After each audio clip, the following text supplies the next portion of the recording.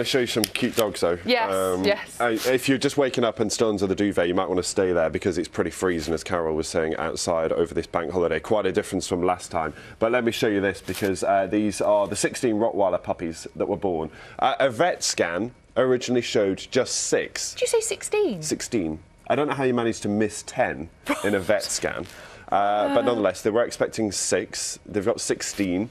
So they've been working around the clock, it says, to make sure that they are all I like that fed. one there. That's my favourite.